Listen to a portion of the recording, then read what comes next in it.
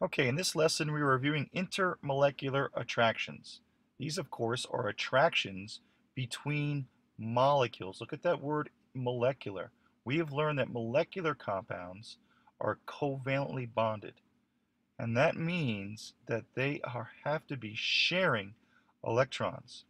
And sharing electrons is due to two atoms having a very high electronegativity because of their great attraction for their electrons.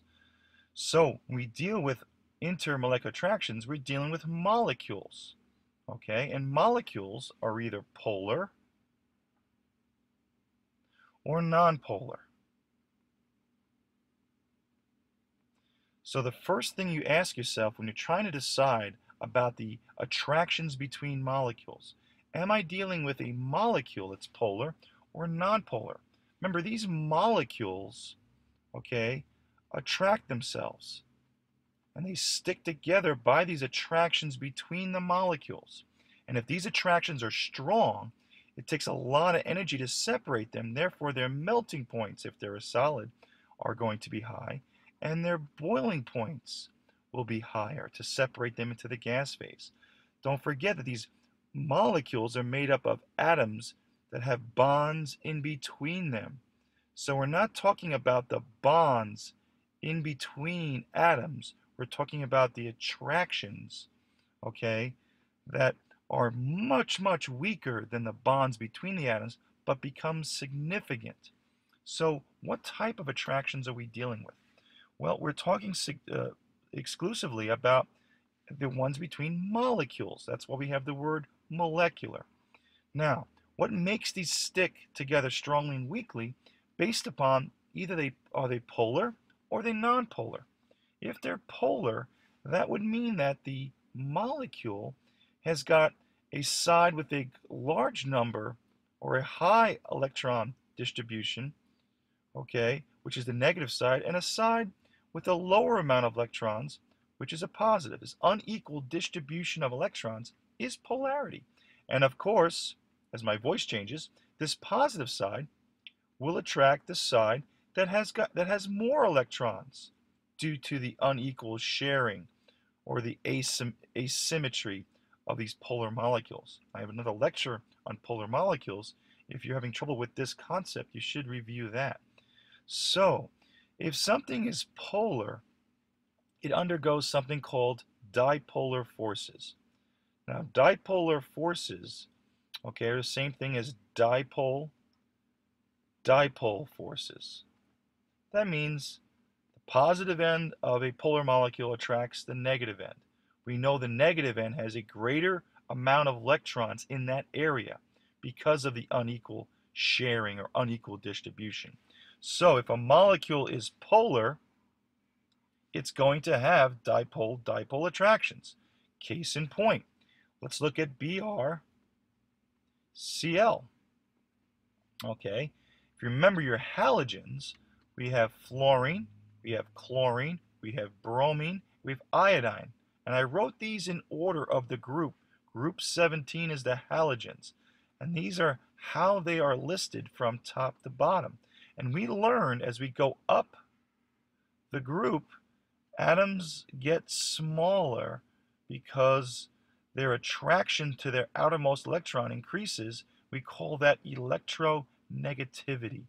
So fluorine with the highest electronegativity, chlorine at 3.2, bromide at 3, and it steadily goes down. If I bond BrCl, Br has electronegativity of 3, chlorine of 3.2.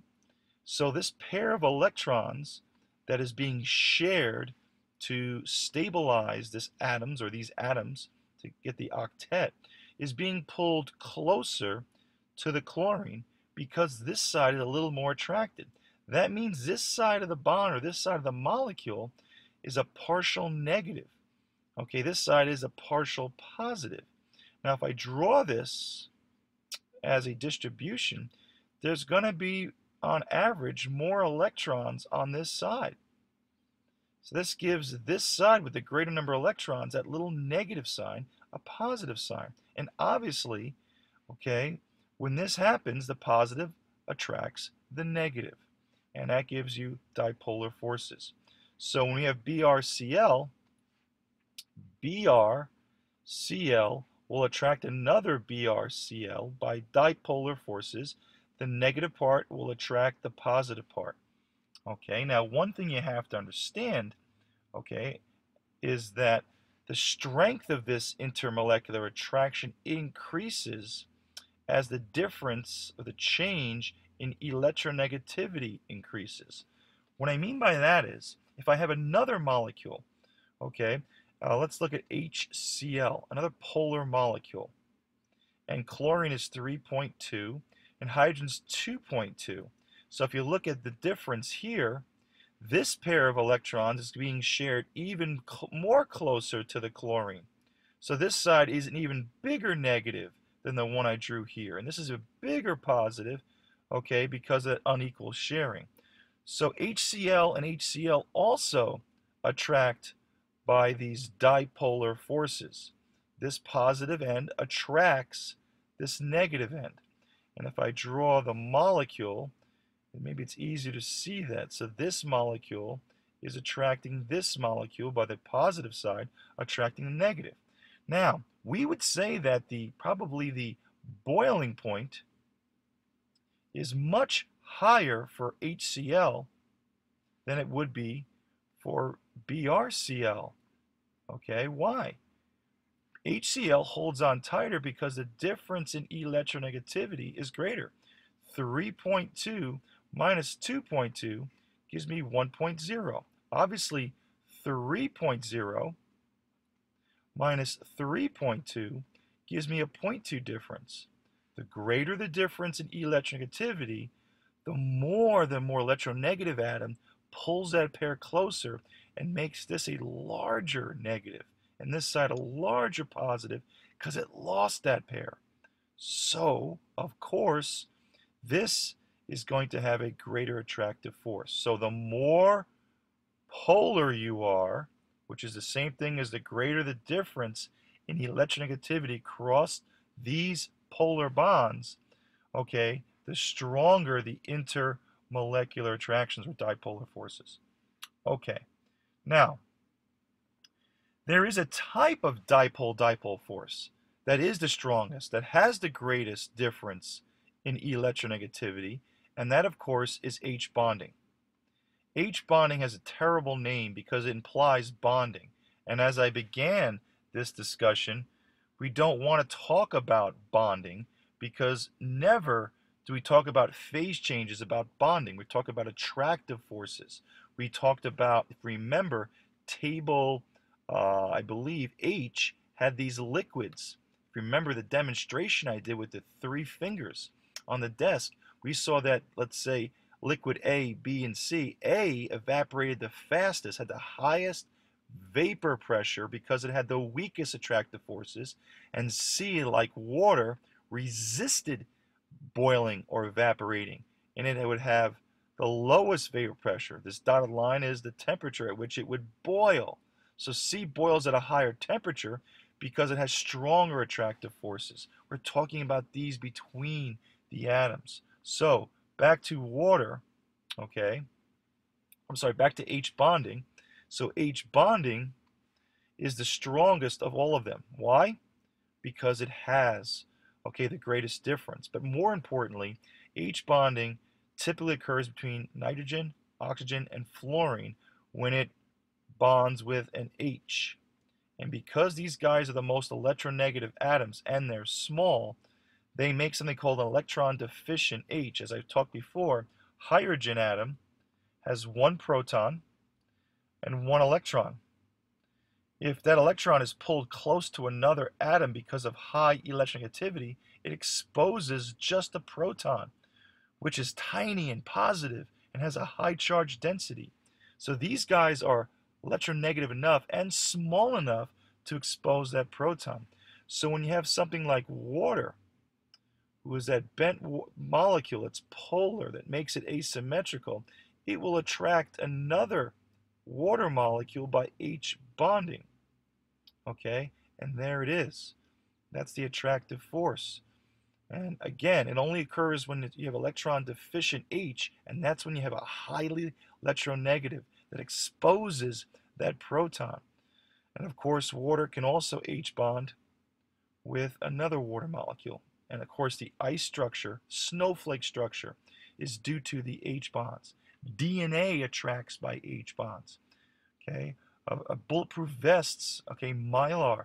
Okay, I'm sorry, Kevlar hooks together by H bonds. It's a very strong attraction. It is the strongest. Not stronger than a chemical bond, but very strong. And it's the reason why water, of course, resists evaporation. Now, H bonding can be stronger, yet if you have what? A greater difference in electronegativity. Notice the H to O bond, that HO bond, this is 3.5, I believe, 2.2. So that's a difference of 1.3 if you subtract them. And this is 2.2 to 4.0, the most electronegative atom. Okay, and of course, that's going to be, okay, 1.8 difference. So this exposes that proton even more. So H to F is another compound that should have a higher has a higher H bonding. Okay, so H bonding is exclusive with this H being positive with a very electronegative atom caused by the unequal distribution here. Okay, now if you take some acetone. Acetone is a polar molecule that looks like this. And these are H's bonded here. It's a polar molecule, so it has dipolar forces with itself. But if I have water involved, if I put the acetone in water, the positive part of water will be attracted to this negative oxygen, and that's H bonding. So things that don't have H bonding with themselves could form an H bonding with something that can H bond. So water, which has H's that are electron deficient, can H bond with the negative part of the O, okay, or the negative part of the N or F of another molecule that doesn't have an H. Something to think about there. Okay, so now we're left with our nonpolar molecule. Okay, so polar, it's H bonding, or it's dipolar forces. But if it's nonpolar, like methane is a gas, okay, because it's nonpolar. If you look at methane, it's 12 plus, 12 is the molecular mass of the atomic mass of carbon, plus 1 of each for each hydrogen. So you get 12 plus 4 is 16 grams per mole. Now water molecules are 18 grams per mole. And ammonia, NH3,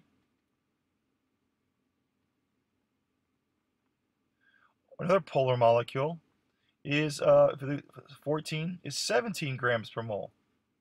These are very light molecules. Well, guess what? This one's a gas, and these two are liquids. Why are these liquids? Because they H bond with themselves. This cannot H bond. Just because you have an H does not mean you can H bond. What it means is that you have a polar covalent bond, but this H is not electron deficient enough. So the type of attractive forces between nonpolar are called London forces, London dispersion forces. Some people use van der Waals, which is a bad term because that really describes all attractive forces, or what the New York State Regents uses, weak force. And why is it weak? Well, it's weak because we make something called temporary dipoles or momentary dipoles. So we make temporary dipoles. Now, dipole is a polar compound. So if you think about polar compounds, these are permanent positive and negative areas. This guy, because of its symmetry, is nonpolar. So if I draw up methane, there's an equal distribution of electrons. So there's no positive or negative area, unlike the ones I drew over here. So how does methane attract another methane molecule? It does so because its electron cloud is able to move. So as this approaches each other, these electrons will migrate this way. And the other electrons would repel also. So the electron cloud is due to electrons migrating away. Now if I draw the second scenario, where these electrons have moved slightly, they don't move much, this sign becomes a little negative. This side that kind of electrons moved away is a little positive. And now, this positive could re-attract the electrons that moved away in the other nonpolar molecule and pull them a little bit closer, creating a negative end and a positive end. That only works when these guys are in close proximity. As soon as this moves away, its kinetic energy takes it away, they go back to being nonpolar. So because these electrons don't move much and they're temporary, these are very weak forces. They can, however, be significant, as I've talked about before.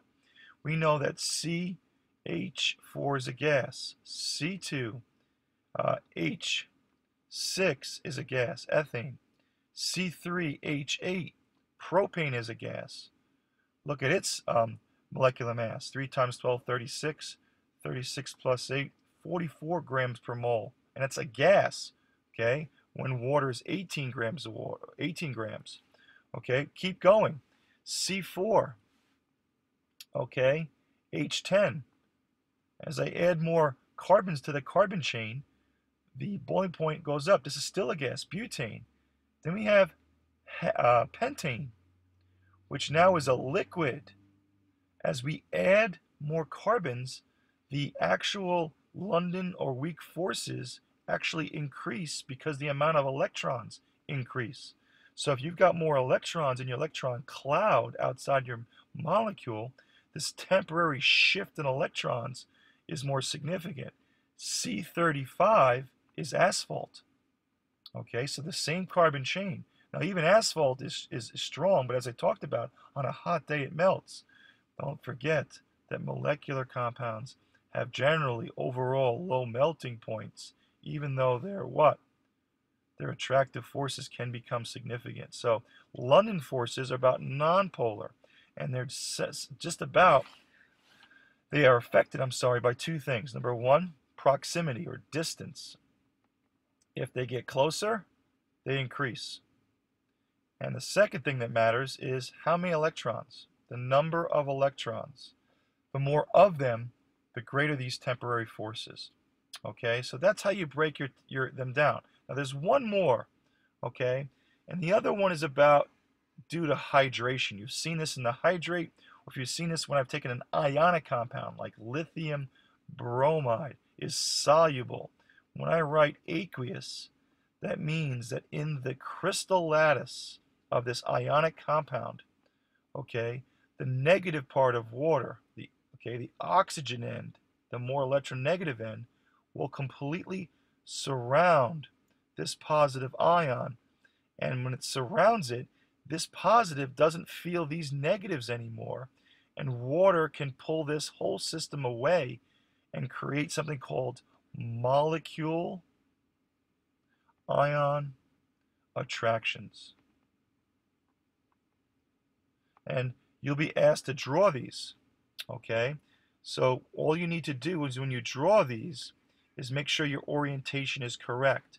For instance, if I have the lithium plus ion and I have the chloride ion, which will be bigger, okay, you should know the positive end of water will surround that negative ion. And the what? Negative part of water surrounds the positive end. And this is your molecule ion attraction. I call them famous boyfriend, famous girlfriend. And they occur when you make a homogeneous solution, aqueous. Okay? And it's the reason why ionic compounds are electrolytes. The ions are free. It's the reason why water can dissolve them. And as we're going to learn in solutions, if water cannot compete with these charges, they don't dissolve them. We're going to learn that if I've got a positive 2 and a negative 2, oxygen, which is very electronegative and very polar, can't really compete with these charges.